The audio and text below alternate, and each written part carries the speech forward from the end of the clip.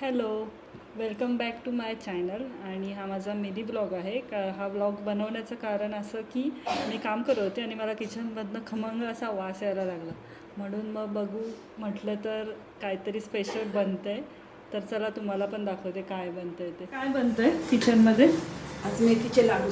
मेथीचे लाडू. काय काय टाकलं आहे आता? हे काय टाकलं?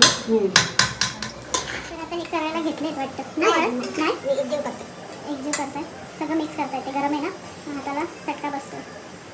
मी टाकू का हात त्याच्यात? आता याच्यात तूप टाकतायत काय? किती टाकते बस झालं. गरम गरम तूप टाकलेलं आहे.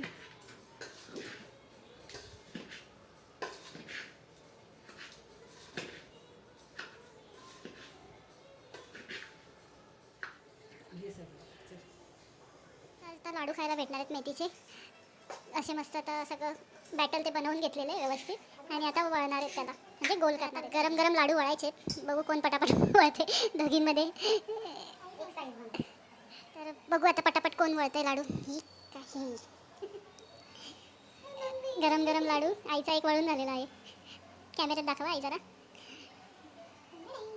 छान मस्त दिसते गोल गोल. हा बघा पहिला लाडू. तिचा छोटा लड्डू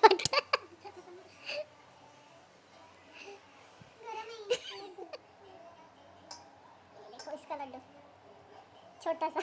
सांगा काय काय टाकलेलं तुम्ही लाडू बनवण्यासाठी? काय काय केलंय? पहिलं तर काल रात्री आईनी मेथी भाजून घेतली आणि मिक्सरला लावली आणि नंतर त्याच्यामध्ये तूप घालून भिजत ठेवलं रात्रभर. आणि नंतर मग सकाळी त्यांनी गव्हाचं पीठ घेतलं, ते भाजलं, ते ठेवलं साईडला. त्याच्यानंतर सुकं खोबरं घेतलं, ते भाजलं, मिक्सरला लावलं. त्याच्यानंतर डिंक, हालीम, काजू बदाम, खजूरची पावडर, खारीकची पावडर आणि त्याच्यामध्ये मखाना, हे सगळं एकत्र भाजून त्याला मिक्सरला लावून त्याची अशी पावडर तयार करून घेतली. नंतर त्याच्यामध्ये ते सगळं एकत्र करून त्याच्यात गूळ टाकलं आणि नंतर तूप गरम करून टाकलं आणि हे सगळं. आणि आता आम्ही असे लाडू बनतोय.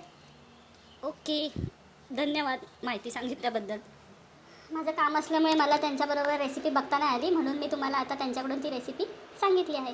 कशी वाटली असेल? लाडू वळत आहेत, ते वळून वगैरे झाले की मी तुम्हाला पूर्ण एक फोटो आणि व्हिडिओ दाखवते. किती लाडू झाले ते पण सांगते. तोपर्यंत मी माझं ऑफिसचं काम आवरते, नाही तर मी पण त्यांना करायला मदत केली. फायनली लाडू वळून झालेले आहेत. हे बघा कसे दिसतात, मस्त गोल गोल. हा ब्लॉग तुम्हाला कसा वाटला हे कमेंटमध्ये नक्की सांगा. आणि माझ्या व्हिडिओला लाईक करा, शेअर करा आणि चॅनलला सबस्क्राईब करायला विसरू नका. भेटू परत पुन्हा एका नवीन ब्लॉगमध्ये.